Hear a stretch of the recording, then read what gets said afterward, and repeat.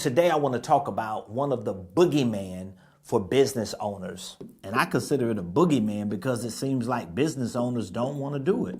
It's called follow-up.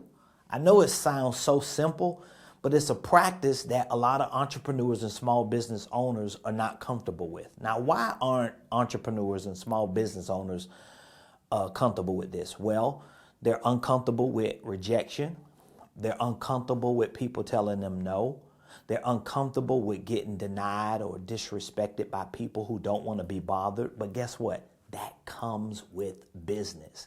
So today we want to remove this fear and this belief like follow-up is the boogeyman. I want to give you some practical things that you can do today to increase your revenue by using the business principle of follow-up. Now, I have to say, my team and I, we train to follow up.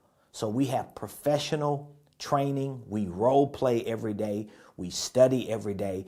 It is a part of our responsibility to work here at my company. Me, my wife, my staff, we all train. We all role play. We all professionally prepare ourselves to put principles like follow-up to practice.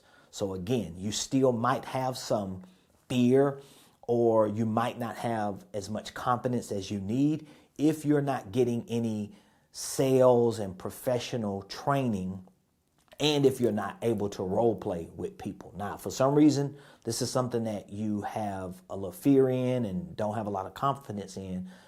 Feel free to reach out to me. My team and I, we're always available. We have community leaders within our ecosystem who can help you as well. All right. So let's talk about follow-up. What do I mean by follow-up? Well, just what it means, like following up. Think about all the people who said no to you in the past. All right.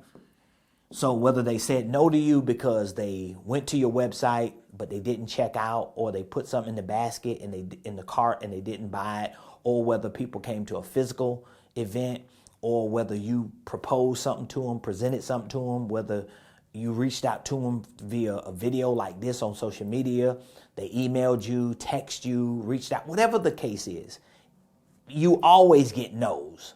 I mean, it's inevitable, all right? But think about the people who said no to you. Hopefully you have some type of CRM that you gathered a name, a number, and an email address. If you do, these are people that you need to follow up with. Now there are people who said yes, that actually bought something in the past, and this is a big problem with a lot of small business owners and larger businesses. Like, have you ever bought a product or a service, whether it was online or whether it was in person, and you never heard back from the business? Like, nobody thought to call you a day or so after to see if the product or service is working, if you were pleased. You know, sometimes you might get an email or a text for a survey, which you never do, but nobody really professionally calls you with certain questions to ask you to figure out if there are other ways that they can do business with you. Now, when you go to online platforms like Amazon, they do a great job of upselling you. You know, they treat you like you're walking down an aisle and you're checking out a line at a physical store, because they got all the little items here that they're going to suggest and recommend, and people who bought this bought these two things, and they're going to give you all these options. Because why? They are going to follow up with you even before you say yes. And if you say no, they're going to remind you why you need to turn your no into a yes. But the smaller your business is, we're talking about the solopreneur, which makes up most of the businesses in the United States of America. They're being ran by the individual who started it.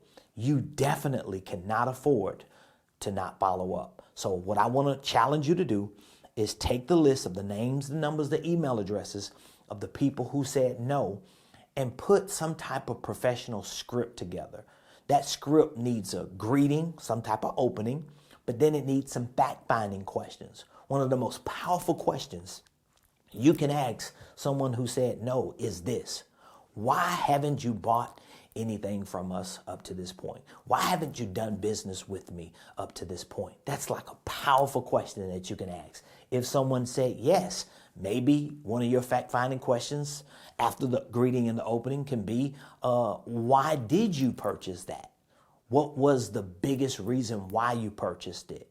And if you were to purchase something else, what exactly would it be? So these are things that you have to train for, you got to role play on, and you got to get better at. But I promise you, if you can figure out a way to utilize this is a business principle of follow-up, and do it today, more than likely, if you do enough of it, meaning that you got to get your numbers up, okay? So I don't care if it's like 20 people who said no and 20 people who said yeah, or you didn't have that many people who said yeah. You had 5 people who said yes, and you had 40 people who said no. There is no way, just out of 45 people or a couple handfuls of people, there's no way you're going to call them with some type of idea of what you want to say, questions that you want to ask, and a proposition or a presentation that you deliver.